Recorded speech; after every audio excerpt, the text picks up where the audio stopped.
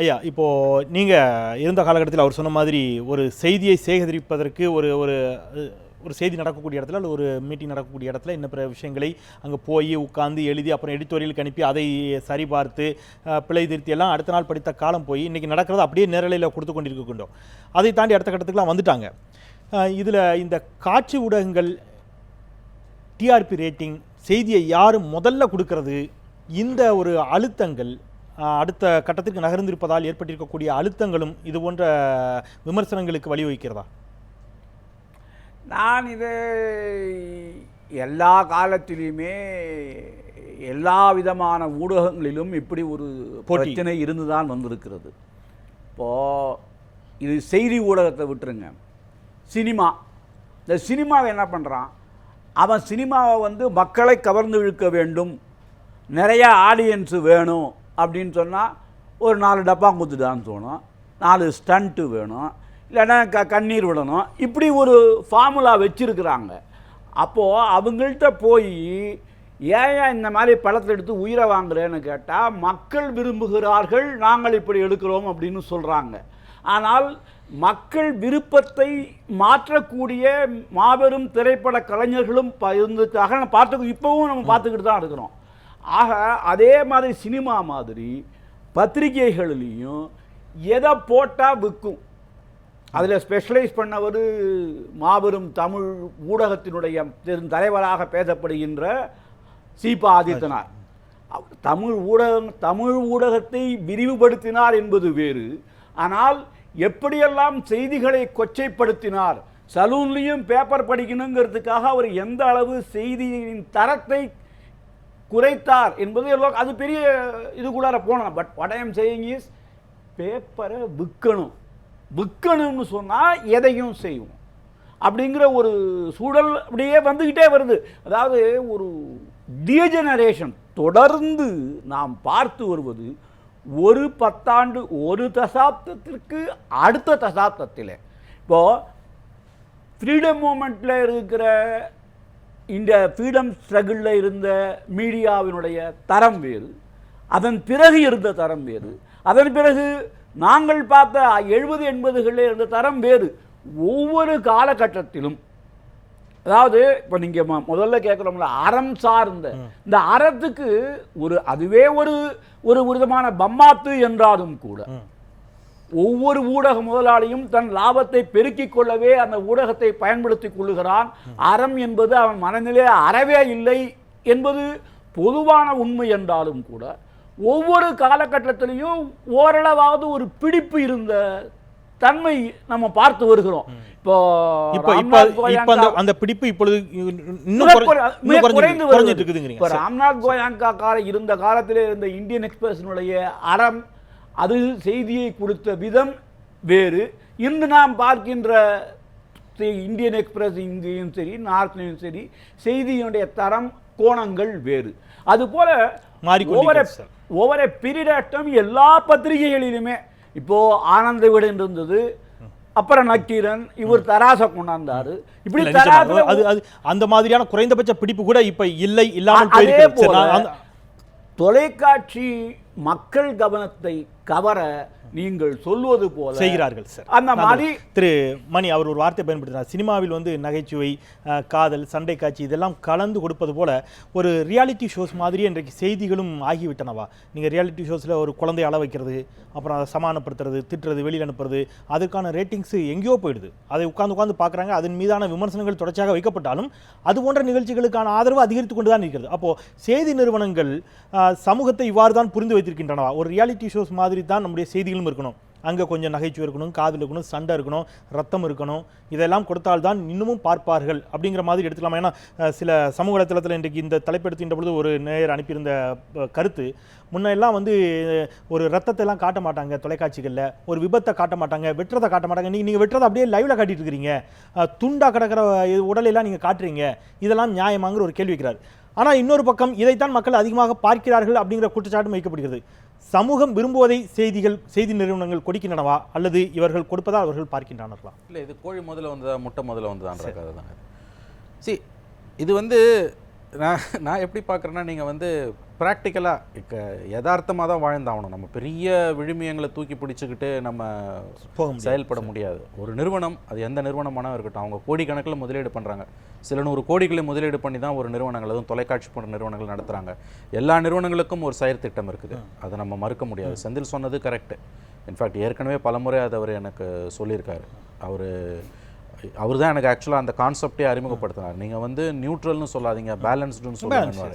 அதுதான் கரெக்ட். இன்னைக்கு வந்து குறிப்பிடுவதற்கு மணி கேள்வி நேரத்தினுடைய பிரமோல நாங்கள் பயன்படுத்தக்கூடிய வார்த்தையாக தான் நடுநிலையாய் இல்லாமல் நியாயத்தின் பக்கம் நின்று அப்படிங்கிற ஒரு இஷ்யூ பேஸ்டா நம்ம ஒவ்வொரு டைமும் மாற முடியும். நடுநிலை கோடிகளை போட்டு நீங்க தொலைக்காட்சிகளை நடத்துறீங்க. அப்புறம் நீங்க இன்னொன்று என்னன்னா, உலகம் முழுவதும் இன்னைக்கு வந்து விரல் விட்டு எண்ணக்கூடிய ஒரு சில செய்தி சேனல்ஸை தவிர, நியூஸ் சேனல்ஸை தவிர மற்றவங்க எல்லாமே வந்து நஷ்டத்தில் தான் இயங்கிட்டு இருக்கு. ஏன்னா அதோட எப்படி சொல்கிறது, அதோட பிஸ்னஸ் ஸ்ட்ரக்சரே வந்து மற்ற சேனல்ஸ் மாதிரி ஒரு ஜிஇசி மாதிரி வந்து உங்களுக்கு வந்து லாபத்தை கொடுக்க முடியாது. ஆகவே இதோட பிஸ்னஸ் ஸ்ட்ரக்சர்ன்றதே வேறு டோட்டலி. உங்களுக்கு வந்து இது எல்லாத்துலேருந்தும் பின்புலத்துலேருந்து தான் நம்ம இதை புரிஞ்சுக்கணும். வெறுமனே வந்து நீங்கள் வந்து லாபத்தை ஈட்டாத எந்த ஒரு தொழிலையுமே ஒருத்தருமே வந்து தொடர்ச்சியாக செஞ்சுக்கிட்டே போக முடியாது. அது இயற்கை விதிக்கு முரணானது. ஆனால் நீங்கள் எங்கே அந்த பேலன்ஸை ஸ்ட்ரைக் பண்ண போகிறீங்கன்றது தான் முக்கியம். உங்களுக்கு வந்து எப்படி அந்த சமநிலையை நீங்கள் ஏற்படுத்த போகிறீங்க. இப்போ நீங்கள் வந்து சமூக பொறுப்பு அறவே இல்லாமல் ஒரு சேனலில் நடக்குதுன்னு வச்சுக்கோங்க, ஒரு கட்டத்துக்கு மேலே அதால் நிற்க முடியாது. அது வந்து தானாக வந்து காணாமல் போகும். ஆனால் அதே நேரத்தில் வந்து நீங்கள் வந்து முழுக்க வந்து நீங்கள் வந்து வேறு மாதிரி அதற்கு எதிர்நிலையில் இருந்தீங்கனாலும் உங்களால் வந்து அதுக்கு எதிர்நிலைங்கிறது முழுக்க சமூக பொறுப்புன்னு எடுத்துக்கிறதா அதையும் பண்ண முடியாது. அப்படி எப்படி நீங்கள் நடத்த முடியும்? தூர்தர்ஷன் மாதிரி நீங்கள் நடத்த முடியுமா? இன்றைக்கி ஒரு சேனலை நடத்த முடியாது. நீங்கள் ஆக எங்கே நீங்கள் வந்து பேலன்ஸ் பண்ண போகிறீங்க? ஏன்னா மக்களோட எதிர்பார்ப்புகளும் அபிலாஷைகளும் அதிகமாக வந்துக்கிட்டே இருக்கக்கூடிய ஒரு காலகட்டத்தில் வந்து உங்களுக்கு வந்து ஊடகங்களோட செயல்படக்கூடிய திறமை, அந்த திறன்பாடு, அஜெண்டா, அது எல்லாமே மாறுது. அருண்பூரி வந்து இந்தியா டுடே எடிட்டர் வந்து 15 ஆண்டுகளுக்கு முன்னால் நான் டெல்லியில் இருந்தப்போ எங்களுடைய ஒரு கூட்டத்தில் பேசும்போது அவர் சொன்னார். அப்போ தான் ஜெயின் கமிஷன் ரிப்போர்ட்டை லீக் பண்ணி டிஎம்கே காரணம் காமிச்சு கவர்மெண்ட்டை கவுத்து 3 வருஷத்துக்கு. அப்போ அவர் சொன்னார் வந்து ஆங்கிலத்தில், gone were the days when we used to report news, now it is our job to set agenda. நாங்கள் வந்து வெறும் செய்தியாக கொடுத்த காலம் மலையேறிடுச்சு, அஜெண்டாவை செட் பண்ணுறது தான் எங்கள் நோக்கம். ஓப்பனாகவே சொன்னார். இதை பற்றி நமக்கு விமர்சனம் 1000 இருக்கலாம், ஆனால் இதுதான் யதார்த்தம். அப்போ இந்த யதார்த்தத்தின் பின்புலத்தில் நீங்கள் பார்த்தீங்கன்னா தான் வந்து இந்த ஊடகங்களின் செயல்பாடு எப்படி இருக்குது என்னன்னு நம்ம புரிஞ்சுக்க முடியும். நம்ம சரி, நீங்கள் ரொம்ப அதிகப்படியான ஒரு எப்படி சொல்கிறது, ரொம்ப ஒரு லட்சிய ஒரு அதெல்லாம் வந்து யதார்த்தமாக வாழ பழகிக்கணுன்ற நான். சரி, அவர் அந்த அஜெண்டான்னு சொன்ன இடத்துலேருந்து நீங்கள் உங்கள் பதில் இதோடு சேர்த்து சொல்லுங்கள். அண்ணா ஹசாரினுடைய போராட்டம், அன்றைக்கு லோக்பாலை மையப்படுத்தி நடைபெற்ற போராட்டம் ஒட்டுமொத்த இந்தியாவிலும் அது ஒன்றுதான் பிரதான பிரச்சனையாக ஊடகங்களால் கொண்டு போய் சேர்க்கப்பட்டது. அதன் விளைவாக அதற்கு இணையாக இன்னொரு பக்கம் 2G விவகாரம் கையில் எடுக்கப்பட்டு ஆராசா, கனிமொழி உள்ளிட்டவர்கள் நீதிமன்றம் போய் வருவதே பெரிய அளவில் தினசரி காட்டப்பட்ட ஒரு நிகழ்வு. இன்றைக்கு அரவிந்த் கெஜ்ரிவால் முன் வந்தது அந்த போராட்டத்தின் வெளிப்பாடாக. மோடியினுடைய ஆட்சிக்கு அது ஒரு பெரிய காரணம். இந்த 2G விவகாரமும் அதற்கு ஒரு காரணம்னா இதற்கு எல்லாவற்றிற்கும் பின்னால் அவர் சொன்ன மாதிரி ஏதோ ஒரு அஜெண்டாவோடு தான் இவையெல்லாம் நடைபெற்றதுன்னு எடுத்துக்கிறதா? வெறும் செய்தியாக மட்டுமே இவை கொடுக்கப்படவில்லை. நிச்சயமாக இல்லை. அதாவது வந்து இந்தியாவில் கடந்த ஒரு 15 ஆண்டு காலமாக குறிப்பாக தொலைக்காட்சி சேனல்களில் வந்து பயன்படுத்தக்கூடிய ஒரு இதழியல், அது ஊடக முறை அப்படிங்கிறது அமெரிக்காவில் இருந்த முறையினுடைய கிட்டத்தட்ட அப்பட்டமான காப்பி தான். 60களிலேயே வந்து நோம் சாம்ஸ்கி போன்றவர்கள்லாம் வந்து எதை அம்பலப்படுத்தினார்களோ அதே போல் அங்கே குறிப்பாக இந்த கல்ஃப் வார் பிறகு வந்து அமெரிக்காவில் தோன்றிய ஒரு மீடியா முறை தான் வந்து உலகம் முழுக்கவே இன்றைக்கி பின்பற்றப்படுகிறது. அதில் இந்த அஜெண்டா செட்டிங் அப்படிங்கிறது மிக மிக மிக முக்கியமானது. காரணம், ஊடகங்கள் வந்து சமூகத்திலேயோ அரசாங்கத்திலேயோ வேறு துறைகள்லையோ என்ன இருக்குது அப்படிங்கிறத ரிப்போர்ட் பண்ணுறதுக்கோ அல்லது என்ன இருக்குதுங்கிறத பற்றி விமர்சனம் எழுதுகிற காலம் போய் கார்ப்பரேட் நிறுவனங்கள் அல்லது வந்து மிக அதிகாரம் படைத்தவர்கள் யாரானா இருக்கட்டும், அது கார்ப்பரேட் நிறுவனங்களை மட்டும் கட்சிகளாக கூட இருக்கட்டும், அவர்களுக்கு சேவை செய்வது அப்படிங்கிற சேவைங்களோட சொல்ல முடியும், அவர்களுக்கு ஒரு பகுதியாக மாறிவிடுவதுங்கிறது வந்து நடந்திருக்கு. இன்றைக்கி இந்தியாவில் வந்து பெரும்பாலுமான ஊடகங்களுடைய முதலீட்டாளர்கள் யார்? பெரும்பாலுமான ஊடகங்கள் நீங்கள் பார்த்தீங்கன்னா இன்றைக்கி ஒரு டிவி சேனல் தொடங்கணும், இல்லை வந்து ஒரு நியூஸ் பேப்பர், ஒரு போர்ட்டல் தொடங்கணுன்னாலும் கூட, ஒரு வெப்சைட் தொடங்கினாலும் கூட பல கோடிகளை செலவு பண்ண வேண்டிய நிலைமை இருக்குது. அப்போ என்ன ஆகுதுன்னா, இயல்பாகவே இது ஒரு நிறுவனமாக மாறி போகும்போது இந்த நிறுவனத்தினுடைய தலையெழுத்தும் ஒன்று இருக்குது பார்த்தீங்களா? இதில் வந்து ஒரு 1000 பேர் வேலை செய்கிறாங்க, 500 பேர் வேலை செய்கிறாங்க, இவ்வளவு நிறுவனங்கள் விளம்பரம் கொடுக்க வேண்டியதாக இருக்குது. இது எல்லாத்தையும் சேர்த்து பார்க்கும்போது மீடியா என்பது இன்னொரு நிறுவனம் தான், ஊடகத்துறை என்பது இன்னொரு தொழில்துறை தான்.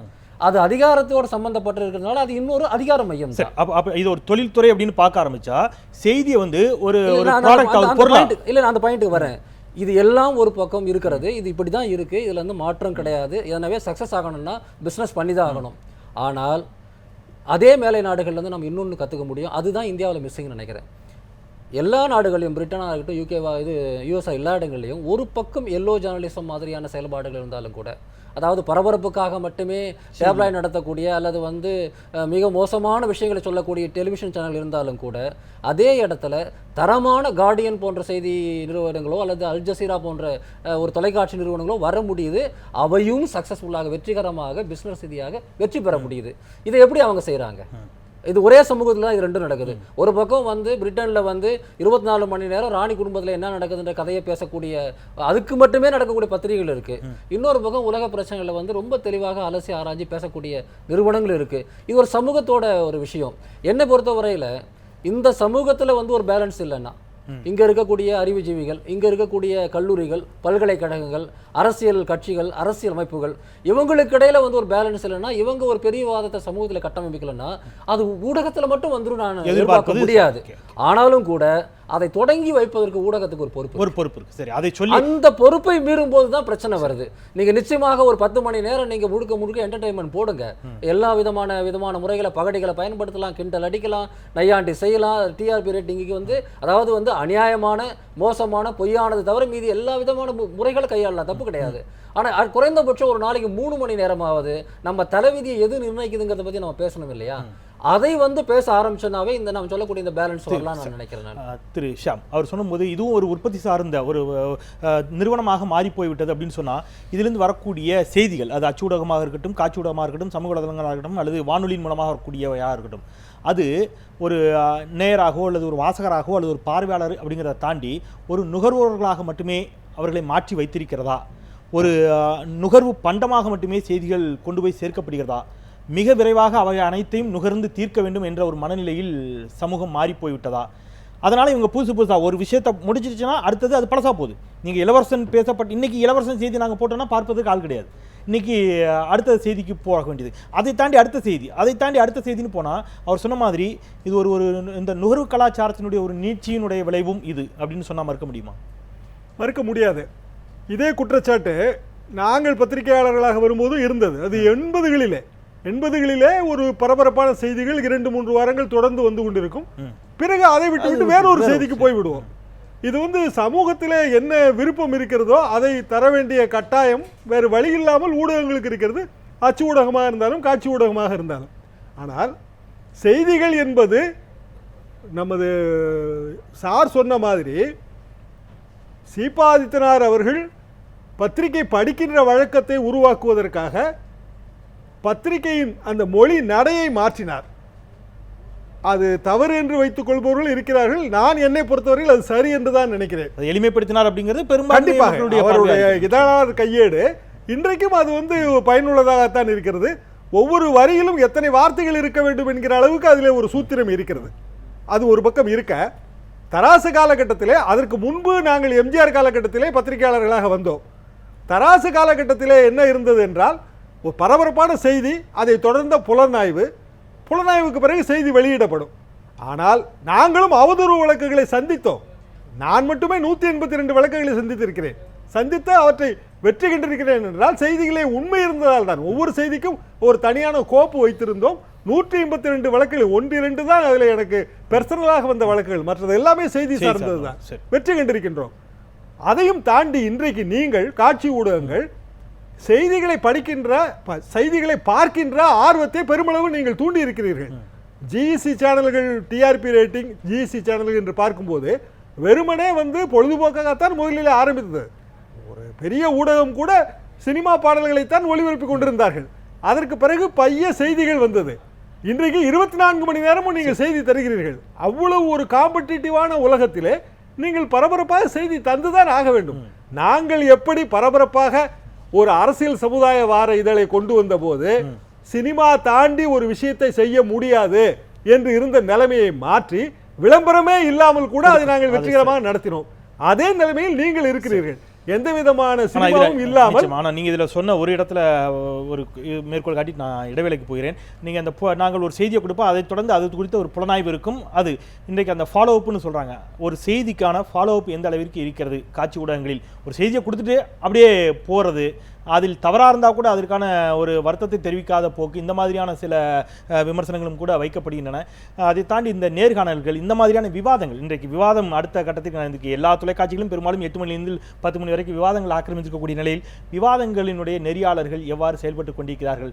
பல இடங்களில் அவங்க வந்து ஒரு நாட்டாமை போல் செயல்படுகிறார்கள் என்கிற விமர்சனங்கள்லாம் சமூக வலைதளங்களில் வந்து கொண்டிருக்கின்றன. செம்பு இல்லாத நாட்டாமை. அந்த மாதிரியான ஒரு மீடியா ட்ரையல் நடத்துறாங்க அப்படிங்கிறது இருக்கு இல்லையா? அது குறித்தும் கூட நாம வெளிப்படையாகவே திறந்த மனதோடு பேசலாம். ஒரு சிறிய இடைவேளைக்கு பிறகு